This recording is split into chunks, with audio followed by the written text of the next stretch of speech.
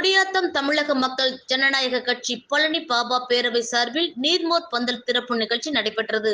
வேலூரில் நாளுக்கு நாள் வெயிலின் தாக்கம் அதிகரித்து வருகின்றது. இந்நிலையில் பொதுமக்களின் தாகத்தை போக்கும் வகையில் நீர்மோர் பந்தல் திறப்பு நிகழ்ச்சி குடியாத்தம் சித்தூர் கேட் பகுதியில் நடைபெற்றது.